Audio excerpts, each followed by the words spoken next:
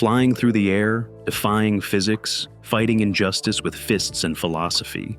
Iron Monkey wasn't just a martial arts film, it was a revolution wrapped in silk and wirework. But behind the breathtaking action, nothing came easy. The director nearly died on set. One actor learned kung fu for the first time during filming. And the fight choreography, it broke bones and rewrote the rules of Hong Kong cinema. These are 20 weird facts about Iron Monkey. And the bonus, let's just say Hollywood almost buried this masterpiece twice. Ready your stance. This ride flips fast. In a time of tyranny and... Number 1. Before Iron Monkey became a cult classic in the West, it was almost lost to time entirely. The film premiered in Hong Kong in 1993 to modest success, nothing earth-shattering, just another period kung fu film in a market flooded with them. It played in theaters for a few weeks, made decent money, then vanished into the video rental abyss of Southeast Asia. No international distribution, no major studio backing. Just bootleg VHS copies circulating through Chinatown shops and martial arts enthusiasts who knew where to look. For nearly a decade, Iron Monkey existed in limbo, a film that hardcore fans whispered about, but casual audiences never saw. Then in 2001, Quentin Tarantino discovered it. He was obsessed with Hong Kong action cinema, and when he watched Iron Monkey for the first time, he couldn't believe what he was seeing. The choreography, the storytelling, the sheer audacity of the wirework. He immediately called Miramax and demanded they acquire the distribution rights. They did. And suddenly, Iron Monkey got a theatrical release in North America, complete with new marketing, remastered picture, and Tarantino's name stamped all over the promotional materials. What was once a forgotten gem became a martial arts phenomenon, proving that sometimes all a masterpiece needs is the right person to champion it. Number 2. Yuen Wu-ping didn't just direct Iron Monkey. He risked his life for it. During the climactic fight sequence atop the burning wooden poles, Yuen insisted on being on set to direct every angle, every movement, every leap. The poles were real, 15 feet high, rigged with controlled flames that weren't always controlled. On the third day of shooting that sequence, one of the gas lines malfunctioned. Fire shot higher than planned, spreading faster than the safety crew could react. Yuen was standing just feet away, calling directions through a megaphone, when a support beam cracked and collapsed toward him. A stuntman yanked him backward, and they both hit the ground hard. The beam missed Yuen's head by inches. Everyone froze. The set went silent, except for the roar of flames being extinguished. Production shut down for 2 days while they rebuilt the safety measures, reinforced every pole, and recalibrated the fire effects. When they resumed filming, Yuen was back in the same spot, megaphone in hand, refusing to direct from a distance. He told the crew that if he expected his actors and stunt team to risk everything for the perfect shot, he had to be willing to do the same. That sequence, the one that nearly killed him, became the most iconic moment in the film. Pure commitment, pure danger, pure cinema. Iron Monkey. Number 3. Donnie Yen wasn't the first choice to play Wong Kei-ying. The role was originally offered to Jet Li, who had just finished working with Yuen Wu-ping on Once Upon a Time in China. Li was the biggest martial arts star in Hong Kong at the time, and the studio wanted his name to guarantee box office success. But Li turned it down. He was exhausted, burned out from back-to-back productions, and he wanted a break from period kung fu films. The studio panicked and started auditioning replacements. They saw dozens of actors, martial artists, stunt coordinators, anyone who could fight on camera. Then someone mentioned Donnie Yen. At the time, Yen was known but not a superstar. He'd done solid work in films like Once Upon a Time in China 2, but he hadn't carried a major production as the lead. Yuen Wu-ping watched his reel and saw something different. Yen wasn't just technically proficient, he had intensity, a raw energy that made every movement feel urgent and real. Yuen called him in for a screen test, and within 10 minutes of watching Yen move through a fight sequence, the decision was made. Yen got the role, and he threw himself into it completely. He trained for weeks, studied the character's history, worked with the stunt team to develop a fighting style that balanced elegance with brutality. What could have been Jet Li's role became the performance that elevated Donnie Yen into international stardom. Number 4. Yu Rongguang, who played the title character Iron Monkey, had never done wire work before this film. He was a wushu champion, a decorated martial artist with impeccable form and competition credentials. But flying through the air suspended by cables while maintaining perfect fighting technique, that was completely foreign to him. When he arrived on set for the first day of stunt rehearsals, the wire team strapped him into the harness and hoisted him 10 feet off the ground. Yu immediately felt dizzy, disoriented, unable to find his balance. He swung awkwardly, his limbs flailing, as he tried to stabilize himself. The crew lowered him down, and he admitted he didn't know if he could do it. Yuan Wu Ping didn't panic. He gave Yu 3 weeks of intensive wire training with the stunt coordinators. Every single day, Yu practiced. He learned how to shift his weight mid-air, how to use the momentum of the pull to launch into spins and kicks, how to make the wires invisible by moving with them instead of against them. It was grueling, repetitive, and painful. His body ached from being yanked around, his muscles constantly sore from holding unnatural positions. But by the time cameras rolled for the first major action sequence, Yu had transformed. He moved through the air like he'd been doing it his whole life. Fluid, precise, effortless. What started as his biggest weakness became his greatest strength on screen. This comes in the silence before dawn. Number 5. The relationship between Wang Ke-ying and his son Wang Fei-hung wasn't just scripted, it was personal. Donnie Yen and the young actor playing Fei-hung, Song Se-man, spent weeks together off-set, building a real bond. Yuan Wu Ping encouraged it. He wanted their chemistry to feel authentic, not manufactured. So, Yen took Song to dinners, taught him martial arts basics between takes, played games with him during downtime. Song was only 8 years old, and he looked up to Yen like a mentor, maybe even a father figure. That connection bled into their scenes together. The moments where Wang Ke-ying teaches his son, protects him, worries about his safety, those weren't just acting. You could see genuine affection in Yen's eyes, real concern when the boy was in danger. During one particularly emotional scene, where the father and son are separated and under attack, Song started crying for real. He wasn't supposed to, but the stress of the day, the intensity of the action, it overwhelmed him. Yen broke character, knelt down, and comforted him until he calmed down. Yuan kept the cameras rolling. That raw moment made it into the final cut, and it became one of the most powerful emotional beats in the film. Sometimes the best performances aren't performed at all.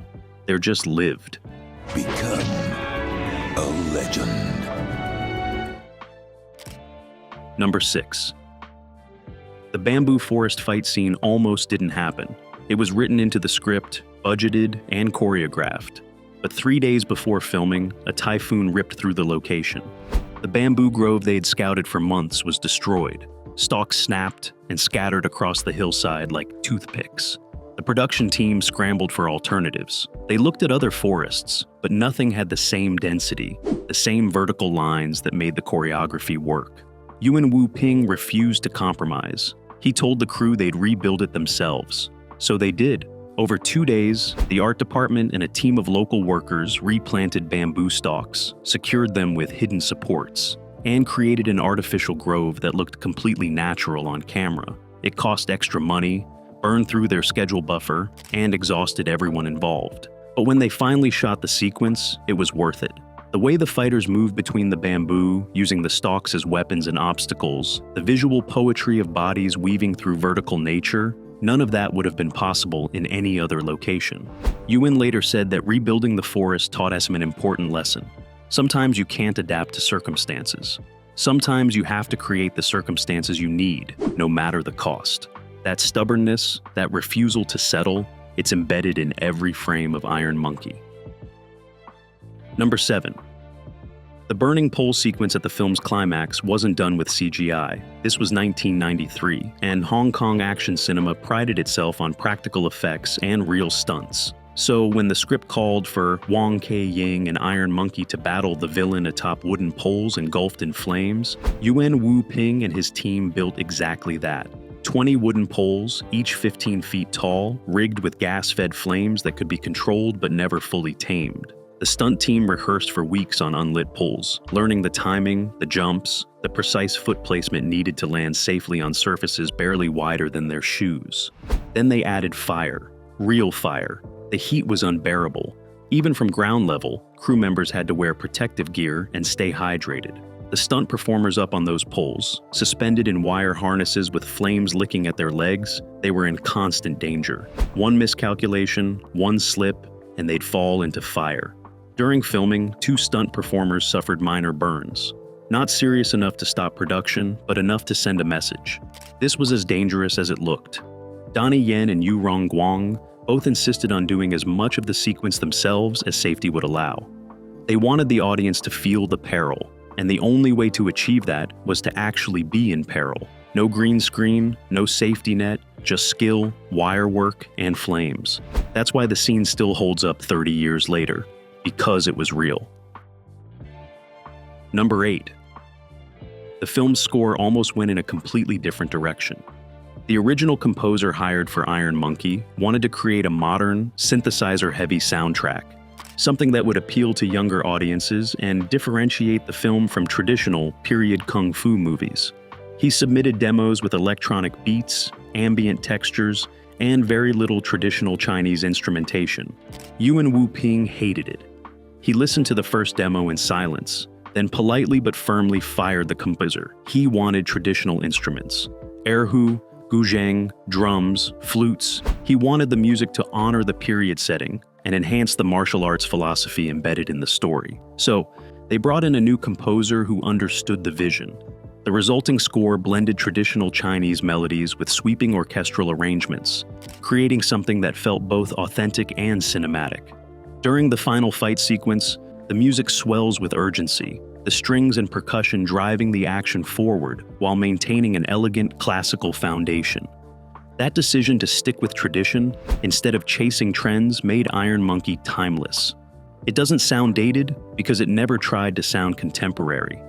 It sounds like what it is, a martial arts legend brought to life through sound and image.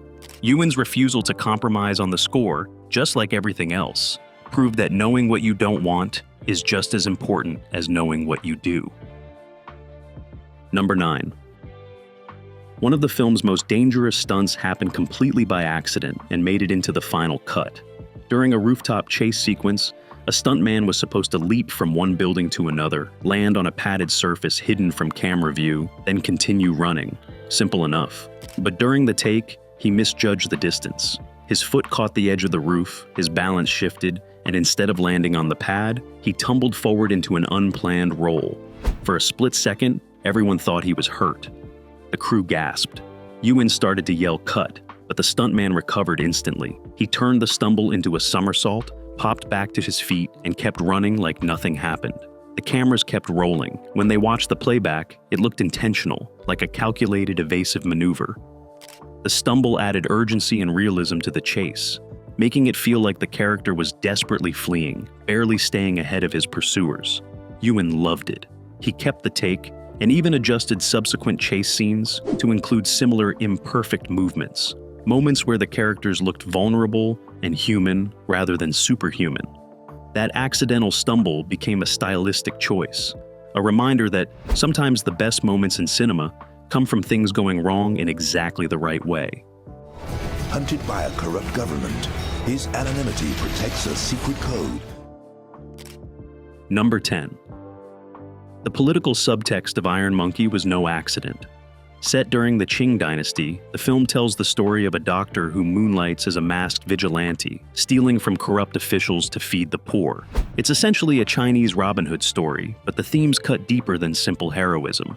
Yuan Wu Ping and screenwriter Tsui Hark deliberately crafted the narrative as a commentary on government corruption, economic inequality, and the moral responsibility of those with power to help those without.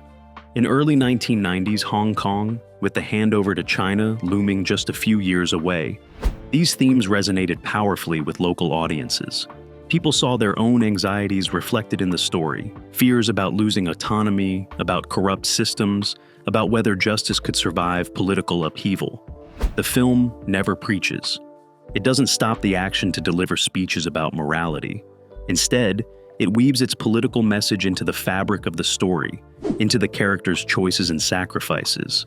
When Iron Monkey risks everything to save strangers, when Wong Kei-ying chooses principle over safety, Those moments aren't just about individual heroism. They're about collective resistance, about ordinary people standing against corrupt power. That's why Iron Monkey endured beyond its initial release. It wasn't just exciting to watch. It meant something. And in uncertain times, stories that mean something, they last. Number 11. Jean Wang, who played Miss Orchid, was cast specifically because she couldn't fight. That sounds backward, but Yuan Wu Ping had a vision. He wanted her character to feel vulnerable, someone who relied on intelligence and compassion rather than physical prowess. Wang was a dramatic actress with no martial arts training whatsoever. When she arrived for her first action scene, the stunt team had to teach her everything from scratch: how to throw a punch, how to fall safely, how to make defensive movements look convincing. She struggled. Her timing was off. Her movements looked stiff and uncertain. But Yuan didn't replace her. Instead, he choreographed her scenes to embrace that limitation. Her fight sequences became about evasion rather than aggression, using the environment to survive rather than overpowering opponents. There's a scene where she's cornered by guards, and instead of fighting them directly, she uses furniture, doorways, and quick thinking to escape.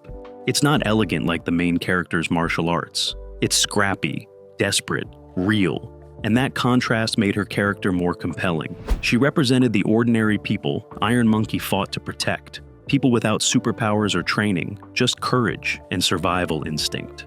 By the end of filming, Wang had learned basic martial arts, but her early inexperience became the foundation of a performance that felt genuinely human in a world of superhuman warriors. Number 12. The American release in 2001 was both a blessing and a disaster. Miramax acquired the distribution rights, which should have been perfect. Major studio backing, Tarantino's endorsement, theatrical release across North America. But then the editing started. Miramax wanted to make Iron Monkey more accessible to Western audiences unfamiliar with Hong Kong cinema conventions. So, they cut scenes. They trimmed character moments they deemed too slow. They removed cultural references they thought Americans wouldn't understand. They even considered dubbing the entire film into English with celebrity voices. Yuan Wu Ping fought back from Hong Kong, sending angry faxes and making heated phone calls, but he had limited leverage. The contract gave Miramax final cut approval. Fortunately, Tarantino intervened. He told the executives that if they butchered the film, he'd pull his name from the marketing, and without his endorsement, the release would fail. That threat worked. Miramax restored most of the cuts and agreed to release it subtitled rather than dubbed. The final American version was close to the original Hong Kong cut, missing only about 6 minutes of footage. But those 6 minutes mattered. They contained quieter character beats, philosophical exchanges, moments that deepened the story beyond pure action. American audiences never saw the complete film Yuan intended, and most still haven't. The Hong Kong version remains the definitive cut, a reminder that sometimes Hollywood distribution comes with compromise. Number 13. Donnie Yen broke 2 ribs during filming and didn't tell anyone for 3 days. It happened during a rehearsal for the warehouse fight sequence. He was practicing a spinning kick, landed wrong on an uneven surface, and felt something pop in his side. The pain was immediate and sharp, but production was already behind schedule. They couldn't afford delays. So Yen taped himself up, took painkillers, and kept working. He filmed fight scenes, did wire work, performed acrobatic flips, all while his ribs were fractured. The stunt coordinator noticed he was moving differently, favoring one side, but Yen insisted he was fine. It wasn't until a particularly brutal impact during a fight scene made him gasp and nearly collapse that the truth came out. A medic examined him on set and confirmed the breaks. Production shut down for 1 week while Yen recovered enough to continue safely. When they resumed, Yuan Wu Ping modified the choreography to protect Yen's injury. But watching the film, you'd never know. Yen's performance never wavers. His movements remain sharp, powerful, committed. That dedication to the craft, that willingness to push through pain for the sake of the film, it's embedded in Hong Kong action cinema culture. Western productions would have stopped immediately, filed insurance claims, delayed for months. But in Hong Kong in the early 90s, injured actors kept filming. It was dangerous, it was probably foolish, but it created performances that felt desperately, undeniably real. Number 14.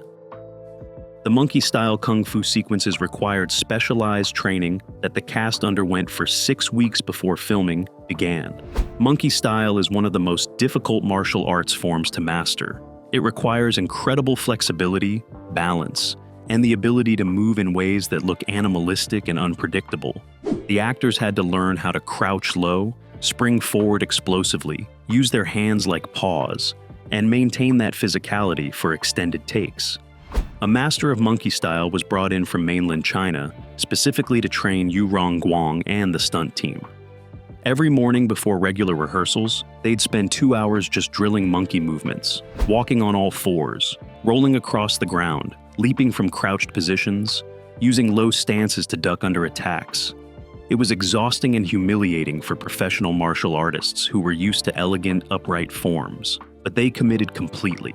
Yu especially threw himself into the training because Iron Monkey's fighting style had to feel distinct, different from Wang Keiying's more traditional approach. The contrast between their styles, Iron Monkey's unpredictable, almost playful movements versus Wang's disciplined, powerful strikes, that visual distinction helped define their characters. By the time filming started, the monkey-style movements were so ingrained in Yu's muscle memory that he could perform them instinctually, even in the middle of complex wirework and weapons choreography. That training created fight sequences that still look unique decades later. Number 15. The villain, Governor Cheng, was deliberately designed to be pathetic rather than intimidating. In most martial arts films, the final antagonist is the strongest fighter, the ultimate physical challenge. But Yuan Wu-ping wanted something different. Governor Cheng is corrupt, cruel, and powerful politically, but he's not a great martial artist. He relies on hired fighters and dirty tactics. When he finally faces Iron Monkey and Wang Keiying in the climactic battle, he's clearly outmatched. He survives through cunning and environmental advantages, using fire and unstable terrain to compensate for inferior skills. This choice was radical.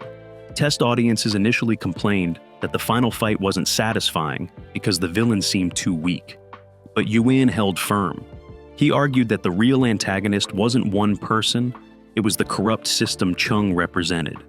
The final battle wasn't about defeating a master warrior, it was about good people overcoming institutional evil despite overwhelming odds. That thematic choice elevated Iron Monkey above typical kung fu revenge stories. The villain's weakness made him more realistic and more hateable. He was every petty bureaucrat who ever abused power, every official who ever hid behind authority while lacking personal courage. When he finally falls, screaming into the flames, it's not just a physical defeat, it's symbolic justice against systemic corruption. And that resonated far more powerfully than another generic strong villain would have. Number 16. The film's opening sequence was shot in reverse. The scene where Iron Monkey infiltrates the governor's mansion, steals gold, and escapes across rooftops was actually filmed starting with the escape and working backward to the infiltration. Why?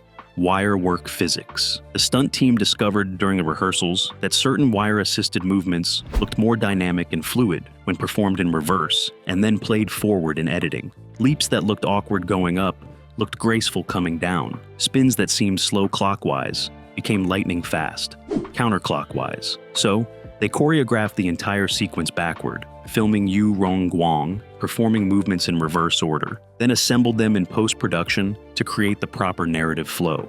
It required incredible precision from the actors and stunt coordinators. Everyone had to remember exactly where they needed to be, in what position, at what speed, all while performing movements that felt unnatural in the moment. During one take, Yu got disoriented, couldn't remember if he was supposed to be moving toward or away from the camera, and crashed into a prop table. The crew had to reset completely. But when the final sequence was assembled and played at the correct speed in the right order, it looked effortless, like Iron Monkey was defying gravity and physics simultaneously. That's the magic of practical stunt work. Sometimes the most natural-looking moments on screen require the most unnatural process behind the scenes. Number 17. Hollywood tried to remake Iron Monkey 3 separate times and failed every time. The first attempt came in 2002, right after Crouching Tiger, Hidden Dragon proved there was an American appetite for wire-few martial arts. A studio acquired the remake rights, hired a screenwriter to westernize the story, and started casting. They wanted the film set in Victorian London with Iron Monkey as a masked vigilante, fighting corrupt industrialists. It never made it past the script stage. The second attempt happened in 2008, this time envisioned as a gritty, grounded crime thriller set in modern-day Los Angeles. They removed all the wirework, all the fantastical elements, and turned it into a basic revenge story. That version made it to pre-production before collapsing due to budget issues. The third attempt came in 2015, after the success of Marvel films convinced studios that superhero origin stories were guaranteed money. They wanted to turn Iron Monkey into a franchise starter, complete with CGI, sequel setup, and merchandising potential. Yuen Wu-ping was approached to consult and he refused, saying the story didn't need to be remade, just appreciated. That version died in development. 3 attempts, 3 failures, because Hollywood kept trying to fix something that wasn't broken. Iron Monkey worked because it was rooted in Hong Kong cinema traditions, because it trusted audiences to embrace its cultural specificity. Every remake attempt tried to sand down those edges, make it more universal, more commercial, and in doing so, killed what made it special. Number 18. The child actor who played Wong Fei-hung, Tsang Se-man, never acted in another major film after Iron Monkey. During production, he was incredible. Natural timing, genuine emotion, real chemistry with the adult actors. Everyone assumed he'd have a long career in Hong Kong cinema. But after the film wrapped, his parents pulled him out of the industry. They'd seen how grueling the production was, the long hours, the dangerous stunts, the pressure on a child to perform in physically demanding scenes. They decided they wanted a normal life for their son. He went back to regular school, never auditioned for another role, and essentially disappeared from public life. Years later, in an interview, Tsang said he remembered the experience fondly, but had no regrets about leaving. He became a teacher, got married, lived quietly. But for Yuen Wu-ping, losing that talent was bittersweet. He'd discovered an incredible young performer and watched him walk away after one film. During the American release in 2001, journalists tried to track down Tsang for interviews, curious about where the young Wong Fei-hung had gone. They never found him. He'd chosen anonymity over fame, a quiet life over cinema, and in a weird way, that choice honored the character he played, a young hero who valued family and principle over glory. Sometimes the most interesting career in film is the one that never happens. Number 19. The film's impact on modern martial arts choreography cannot be overstated. Before Iron Monkey, wirework in kung fu films was often obvious and exaggerated, with fighters floating through the air in ways that broke immersion. Yuen Wu-ping's approach was different. He used wires to enhance natural movement rather than replace it, making impossible moves look almost plausible. That technique influenced everything that came after. When The Matrix brought Yuen to Hollywood in 1999, he applied lessons learned from Iron Monkey. The way Neo moves during fight scenes, the gravity-defying kicks and mid-air strikes, that's refined Iron Monkey choreography in a science fiction context. When Crouching Tiger, Hidden Dragon won acclaim for its action sequences, the foundation was Iron Monkey's blend of wirework and practical martial arts. Even modern films like John Wick, which use minimal wires, apply principles Yuen established. Choreography should serve character, movement should feel motivated, and even fantastical action needs physical weight. Film students and stunt coordinators still study Iron Monkey frame by frame, analyzing how Yuen achieved specific shots, how he combined wide angles with close-ups to maintain spatial awareness during fights, how he used wirework to punctuate rather than dominate action. The film became a textbook, not just entertainment, and Yuen's refusal to let technology replace artistry, his insistence that human skill and practical effects create better cinema, that philosophy changed action filmmaking forever. Number 20. The final shot of the film almost didn't exist. In the original script, Iron Monkey and Wong Kei-ying parted ways with a simple handshake and walked in opposite directions. Functional, clean, but emotionally flat. Yuen Wu-ping shot it that way and hated it. The film had built to this massive climax, this partnership between two heroes fighting corruption together, and it ended with a handshake. It felt wrong. So, with just 1 day left of production, Yen rewrote the ending on the spot. He wanted them to perform a final coordinated move together, a visual representation of their bond and mutual respect. The stunt team scrambled to choreograph something that could be filmed quickly with minimal setup. They created the iconic moment where both characters leap simultaneously, cross paths mid-air, exchange a look of understanding, and land in perfect synchronization before separating. It was shot in 3 takes because that's all the time they had. The 3rd take was perfect. That image of two heroes flying through the air, briefly united before returning to their separate paths, became the emotional punctuation the film needed. It said everything without dialogue: respect, partnership, sacrifice, and the understanding that some bonds transcend circumstances.